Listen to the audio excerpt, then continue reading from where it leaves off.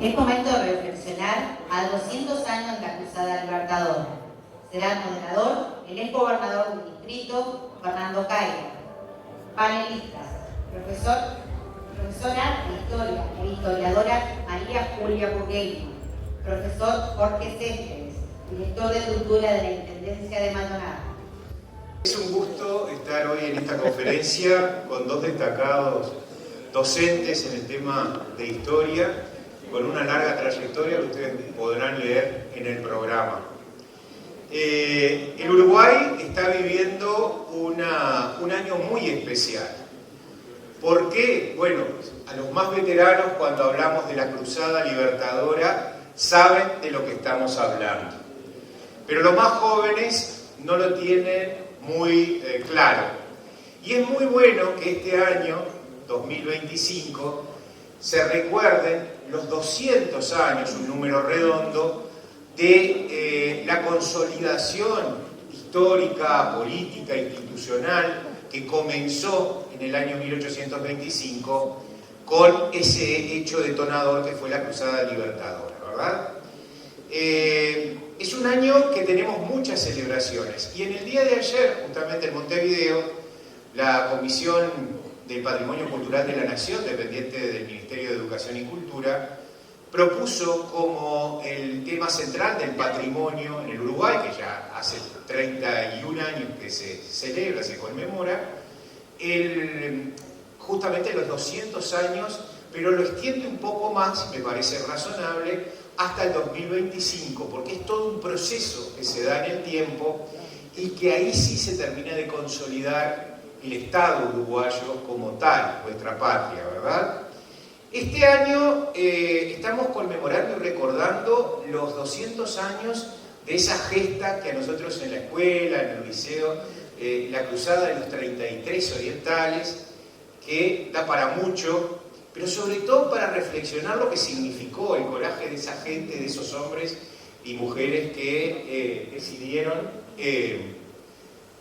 jugarse por la patria, ¿verdad? Pero no solo eso, sino que hubo una sucesión de acontecimientos. ¿Se acuerdan del abrazo de Monzón, que fue tan significativo con la incorporación de Rivera? Después vinieron las distintas tomas, la toma de Soriano, la toma de Canelones, de Colonia, el sitio de Montevideo, ¿verdad?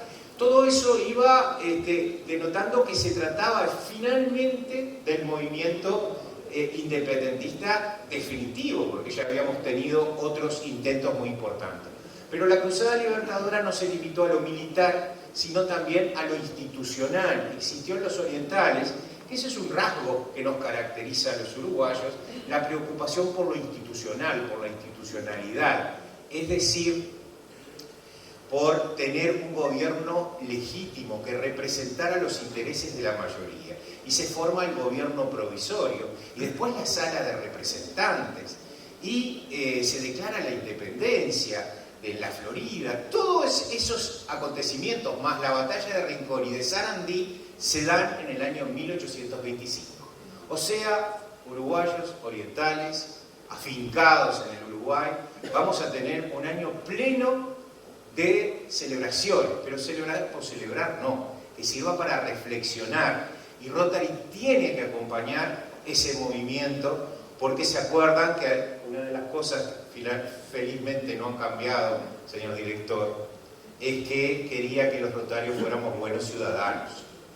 Nos pedían, se acuerdan que había un código, y creo que eso sigue vigente, así que como buenos ciudadanos tenemos que conocer nuestra historia, respetarla y darla a conocer también. Pero ya le voy a dar la palabra para que nos hable de este tema y de lo que significó para nuestra patria y para América también la consolidación de esa cruzada libertadora que siguió su rumbo y felizmente terminó con nuestra independencia, al profesor Jorge Céspedes, que es director general de Cultura de la Intendencia. Hemos sido compañeros de trabajo durante 10 años y es un hombre muy solvente en temas históricos, entre otros. Adelante, Jorge. Muchas gracias. Gracias por la invitación. Solvente en algunas cosas, no económicamente, por eso vamos a aclarar por las dudas. Yo quiero simplemente en esto que es un intercambio y una reflexión muy particular sobre los 200 años. Algunos tuvimos la oportunidad de ser partícipes del sesquicentenario, ¿no? De los 150 años en 1975, dentro de un contexto de país, del gobierno militar, y donde había una contemplación especial del evento destinado a ensalzar determinada visión del tema histórico. 50 años para acá, tenemos también que de alguna forma, rápido y sintético, porque los procesos históricos nunca son procesos aislados, son la secuencia, los eslabones de una cadena que nos permite entender un poco más.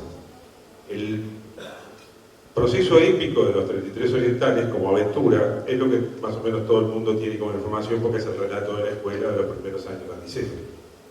Y nos quedamos en esa lucha épica de 33 arrojados hombres que inician un proceso que va a determinar el inicio de lo que se llama la Segunda Revolución Oriental.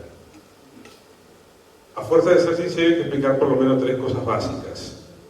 ¿Por qué se da en 1825 y no en otro momento? Y ahí, como suele suceder con los procesos históricos, no podemos analizar solo la acción de este grupo de gente, tal vez movido por un impulso hasta romántico, si se quiere. Hay que analizar el contexto internacional en que este fenómeno se da, porque si no, no se entiende. En primer lugar, para ser rápido, en el mes de diciembre, el 9 de diciembre de 1824, había ocurrido la batalla de Ayacucho, en Perú.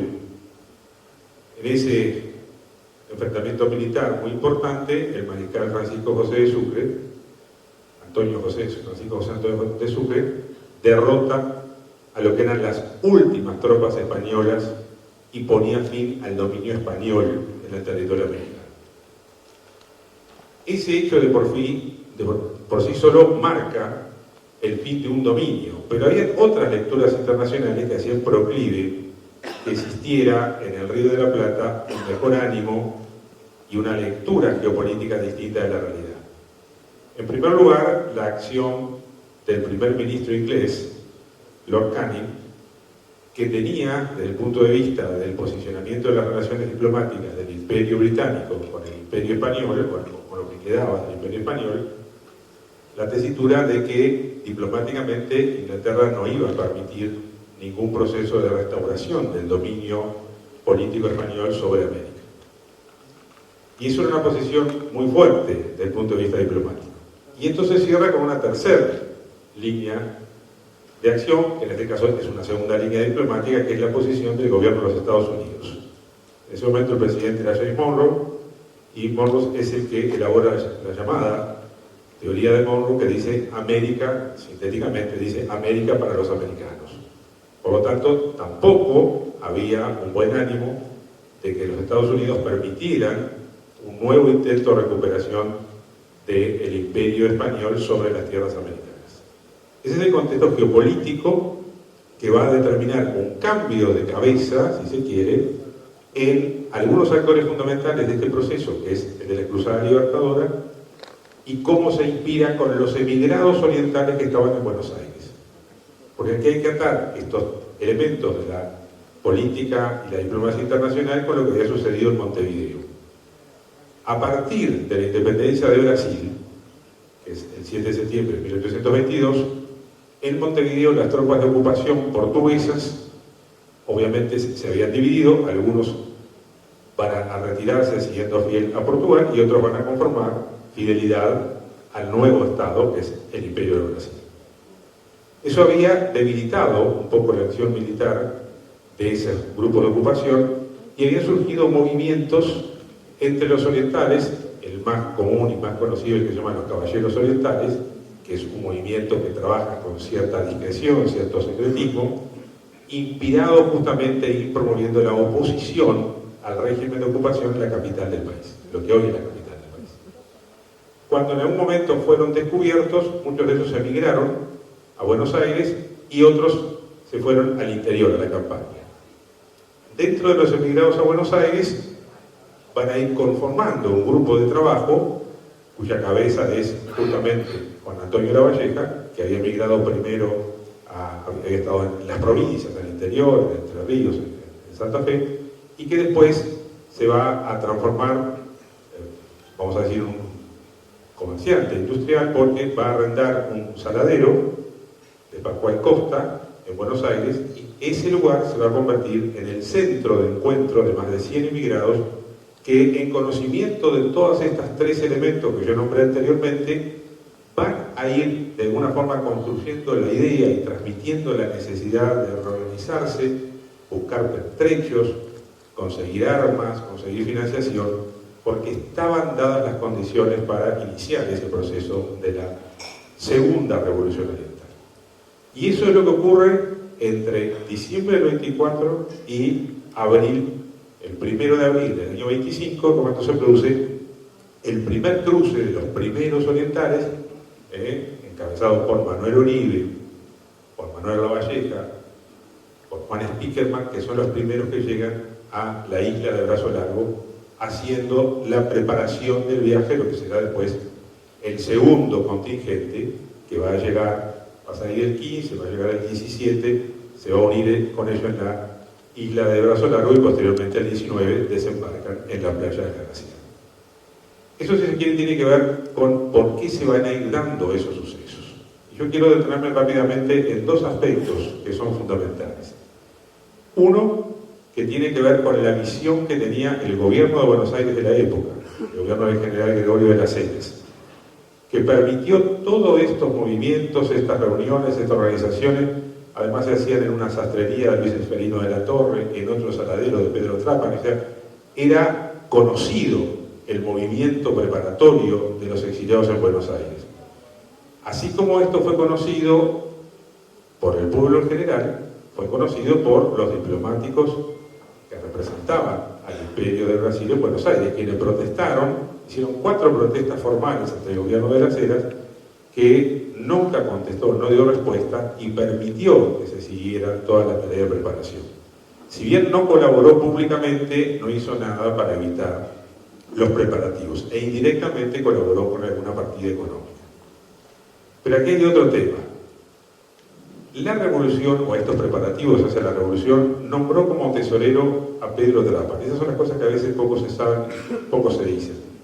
Pedro Trapani es un personaje fundamental en el proceso, no tan valorado como debería ser. Él se encarga de hacer todos los contactos en Buenos Aires para obtener recursos, y los financistas son los comerciantes, algunos banqueros, algunos saladeristas y hacendados, entre ellos los hermanos Anchorena, que son los que ponen más dinero, con intereses de campo también en nuestro país, el general Juan Manuel de Rosas, que es el segundo en colaborar, hombre que obviamente representaba las ideas del federalismo, que también era uno de los principales saladeristas de la provincia de Buenos Aires, Lezica, que también después va a ser importante empresario en nuestro territorio. Si yo comparo en términos económicos lo que logró recaudar Pedro Trapani, en función de la moneda que era constante en la época, no hablamos de que hubiera inflación, recaudó 15.000 pesos en una primera instancia. En 1811, cuando Artigas inicia la revolución, ¿saben cuánto logra recaudar Artigas? 200 pesos. Vean ustedes la diferencia. ¿Por qué? Porque en este momento hay mucho interés en financiar un proceso revolucionario nuevo, que además es un proceso que se ve bien organizado y con cabeza. Es decir, no es un grupo de gente meramente emocionado por hacer la revolución desde el punto de vista épico y enfrentar en ese proceso de David contra Goliat. No, se ve que hay toda una planificación.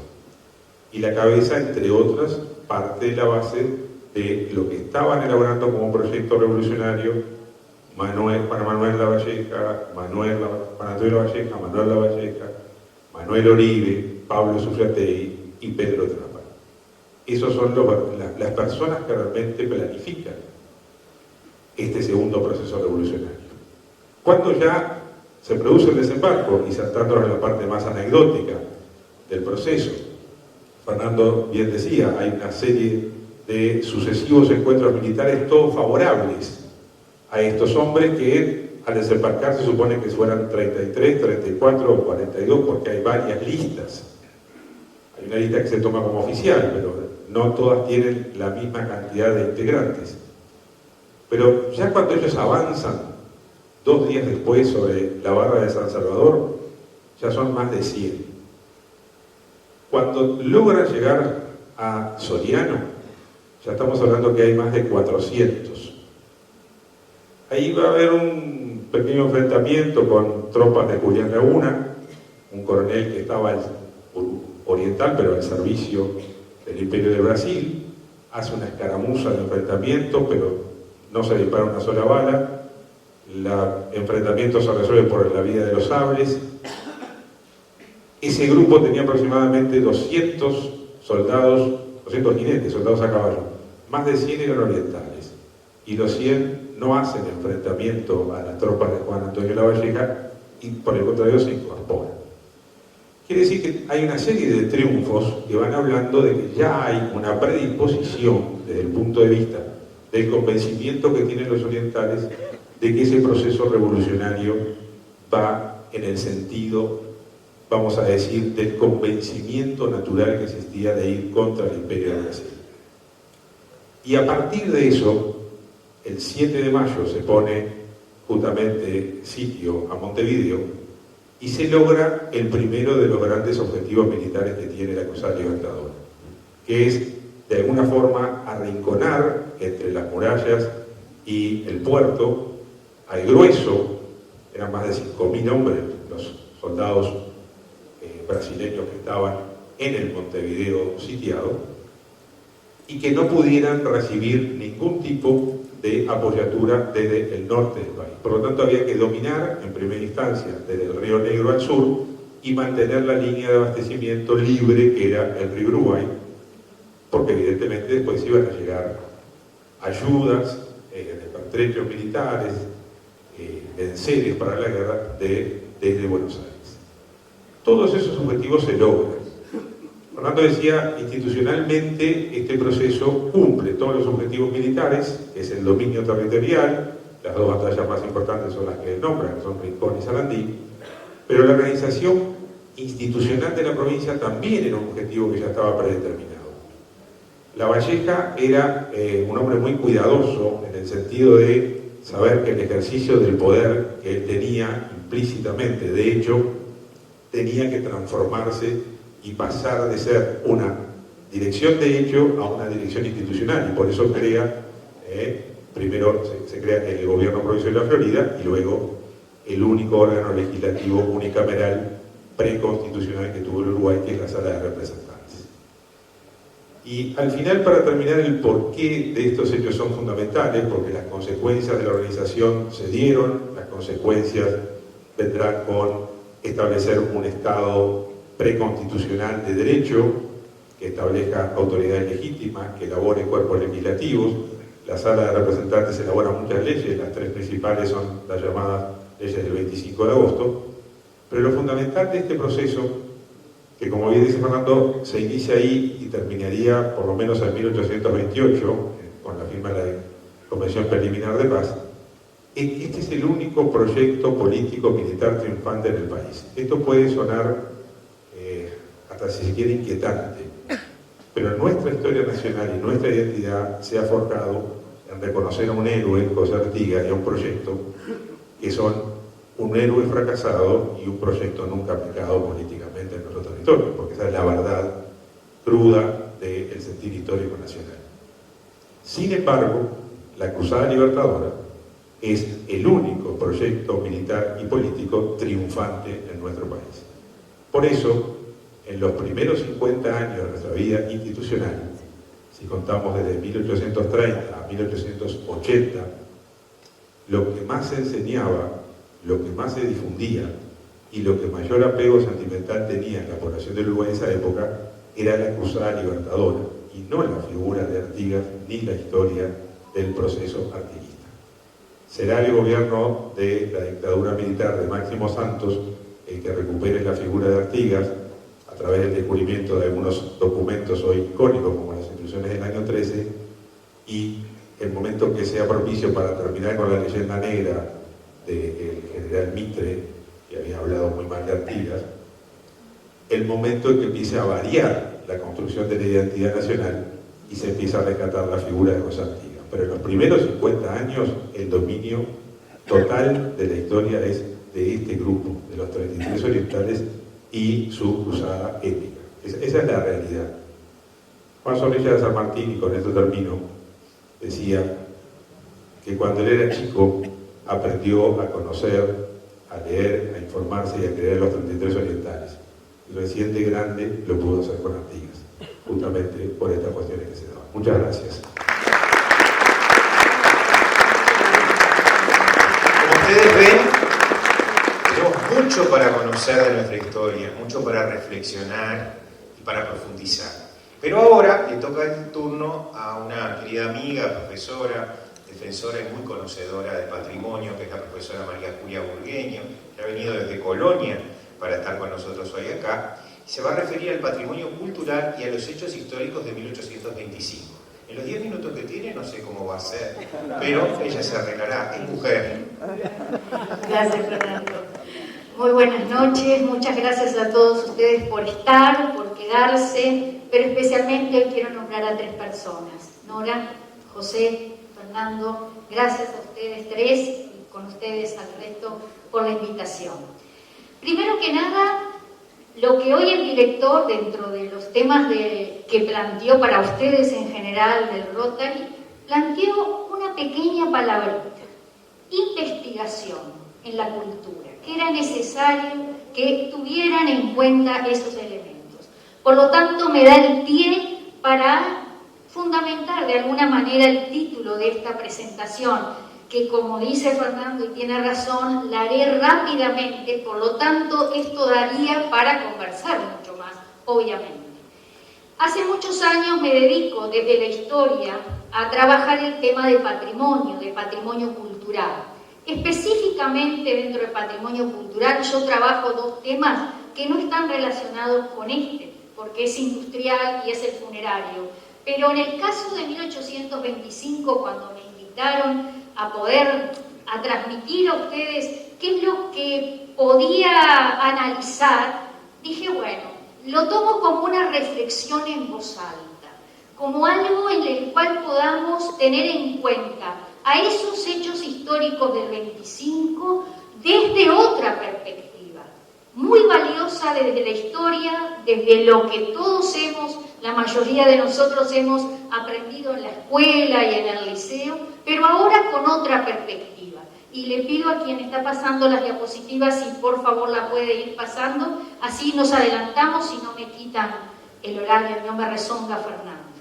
Bien, ustedes saben claramente que como fuentes de la historia nosotros tenemos, los historiadores, varios elementos, tanto primarios, secundarios, y ahí ustedes los tienen enunciados a los más importantes.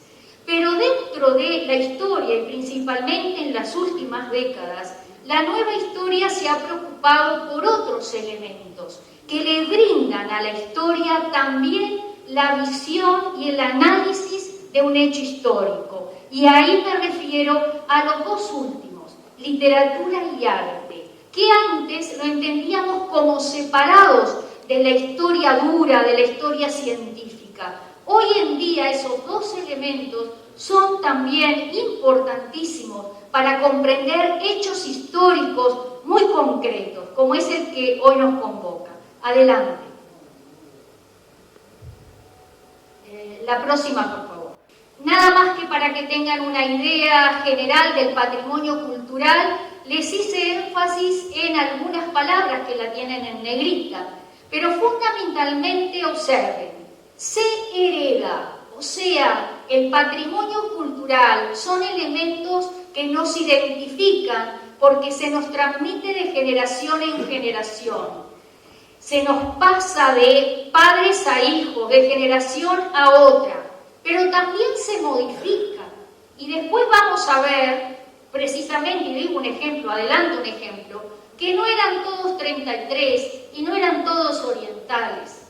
Ya ese elemento que nosotros aprendimos que eran 33 y eran todos orientales, hoy en día, desde ya hace unas décadas, está cuestionado. O sea que elementos del patrimonio cultural, hechos históricos, de acuerdo a nuevas investigaciones, pueden modificarse. ¿Eso quiere decir que desaparezcan? No, son otras versiones. Y es lo bueno que tiene la historia. Porque la historia es la vida del ser humano.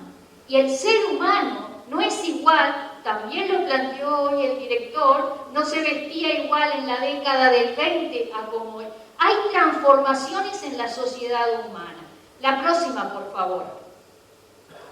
Por lo tanto, el patrimonio cultural es un concepto polisémico, es decir, está formado por diferentes saberes. Están los históricos, están los geográficos, es decir, los hechos históricos se dan en un lugar determinado, en una temporalidad, en una fecha o aproximación, con determinadas características que son, y otros factores que son los que ustedes están viendo allí.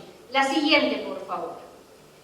Sin duda, el profesor Juan Pibel Devoto es nuestro referente de los fundamentales en la historia de nuestro país.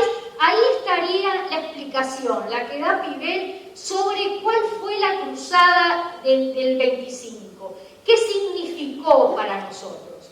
Porque esa libertad o muerte, que era la frase de ese grupo, ¿qué significaba? ¿Qué se quería lograr? Se quería lograr la independencia. Bueno, el tiempo no me da para el análisis de toda la parte histórica, porque lo que hoy quiero traer es lo que la siguiente, por favor, allí. Meterme en el arte. Este es el cuadro de Juan Manuel Blanes, que todos nosotros hemos reconocido desde la primaria como el que nos representa en la Cruzada Libertadora. Observen, Juan Manuel Blanes lo titula El juramento de los 33 orientales y hace énfasis en un día con mucho sol, en la arena de la Graciada, con la Valleja que está tomando ese juramento a los que cruzaron, a los que están llegando desde territorio, como bien decía el profesor hace un rato, es decir, toma un momento especial. Para nosotros la cruzada libertadora es ese acto heroico, esos heroicos que además Juan Manuel Blanes se preocupó de estudiar y poner en la cara de cada uno de los personajes que allí está pintado. Allí se pueden identificar cualquiera de los más conocidos de esos 33. Y observen la fecha, 1875-1878. Si nosotros recordamos, Juan Manuel Blanes nació en 1830, quiere decir que él no había nacido cuando se realizó la Cruzada Libertadora. ¿Cómo supo de esto? Bueno, por tradición oral, por investigaciones históricas. Y un hecho importante, a él le pidieron que hiciera este cuadro. Es decir, hubo un motivo para hacer este cuadro, la heroicidad, defender el elemento fundamental, un hecho histórico heroico de los orientales. Observen la fecha, tiene que ver también con el gobierno militar de La Torre, ya está integrándose también Santos, es decir, en el momento en el cual lo heroico era lo oriental, era lo que había que realmente elevar, tener en cuenta en esa campaña de ese fines del siglo XIX por el nacionalismo. Les muestro la próxima, la menos conocida, la de Josefa Palacios, una artista. Observen la diferencia en el trazo de la pintura. No soy crítica de arte, no soy artista, pero si observo la luminosidad del anterior y observo la oscuridad de este, ¿cuál es la diferencia fundamental? Josefa Palacios la llama desembarco de los 33 orientales. Se notan muy pocas caras, sí la de la Valleja, pero la del resto no las identificamos claramente. Está en penumbras, porque cuando llegan es en el amanecer. Entonces, y miren la fecha, 1854, muy poquito después, ¿Por qué? Porque Josefa Palacios es contemporánea. Ella nació en Colonia del Sacramento, no tenemos claro la fecha de nacimiento, fallece allá por la década del 80. Entonces, como le puse como característica, es una mirada femenina distinta, contemporánea. Con esto que quiero señalar, que uno es mejor que otro, no. Que uno es que los dos, a los historiadores, nos aportan elementos para poder ampliar el concepto que tenemos de ese desembarco de los 33. La siguiente, por favor. Algunas puntualizaciones que son los deberes que le tendría que mandar a mis alumnos y a ustedes entonces aprovecho mandarles. No eran 33 ni todos orientales. El 33 es un número simbólico y está muy vinculado con la masonería, en la cual la mayoría de estas personas pertenecían a la fraternidad, a la institución. Un tema no estudiado como se debería estudiar. Las edades oscilaban entre 15 y 42 años. La condición económica era diversa. Había grandes propietarios como un Manuel Oribe y había esclavos. Está importante, me gustó que planteara eso, profesor, de los gestores y financistas, Pedro Trapani, de la Torre. No nos acordamos muchas veces de ellos, pero ¿quién eran los que permitieron que esta cruzada se pudiera realizar? Además del dinero que podían haber conseguido. Todos ellos, por lo menos lo que sabemos hasta ahora, eran del sexo masculino. Quizás alguna mujer estuviera allí, porque en la revolución en Paysandú la China María se disfrazó de hombre, después se descubrió que era mujer, quizás aquí también. ¿Y la colaboración femenina dónde está? Las mujeres. ¿Ana Monterroso les parece que no haya ayudado? Cuando era una mujer que hasta tuvo presa en varios momentos, que la llevaron presa a ella también. Es decir, no solo Ana Monterroso, las mujeres compañeras, ¿no le habrán preparado la comida para el trasiego, para los barcos, para las barcazas? ¿No la habrán recibido desde este otro lado, además de los caballos, de Pedro Trapani y por suerte los burgueños que estaban presentes también ahí? ¿No le habrán, además de los caballos, no le habrán llevado comida? Obviamente. ¿Dónde está la presencia femenina? Seguimos adelante, que se me acaba el tiempo, no me rezones. A modo de conclusión, vieron que fui rapidísimo, pero que por lo menos los dejo con trabajos domiciliarios. A modo de conclusión, recordar siempre que el patrimonio cultural es un legado, es un servicio público, es un modelo de desarrollo, pero principalmente en nuestra identidad colectiva. Todos estos hechos históricos son los que nos hacen orientales uruguayos orientales, pero es lo que nos hace en la localidad, en la región, en la nación, en América, nos hace diferentes por todos estos hechos históricos. Comparto lo que usted estaba diciéndose hace un ratito. La siguiente, por favor, y ya terminamos. Por lo tanto, obviamente, estas 4 palabritas las repito siempre. Los que me han escuchado van a decir que soy repetitiva. Pero si en el patrimonio cultural, si en los hechos históricos, si en nuestra historia no los conocemos o los reconocemos, no los aprendemos con esa H en el medio, si no los tomamos posesión, le damos un valor, un estudio, una difusión y lo ponemos a activar, o sea, los hacemos conocer, ¿de qué vale tener nuestros elementos identitarios si realmente no los transmitimos, ya sea entre nosotros, a las nuevas generaciones o más allá? La última, por favor.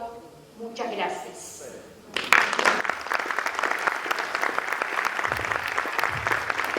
Quiero agradecer muy especialmente a la organización por tener en cuenta este importante acontecimiento que vivimos los uruguayos, los orientales, como nos gusta decir. Agradecer muy especialmente al profesor Jorge Cefes, a la profesora María Julia Burgueño, y antes de terminar le voy a dar al doctor Bustamante, que nos va a hacer una invitación muy breve pero importante. Buenas tardes. Con un grupo de rotarios liderados por Mario Benillú estamos organizando en conmemoración del bicentenario una marcha a caballo de Sarandí, de Rincón a Sarandí.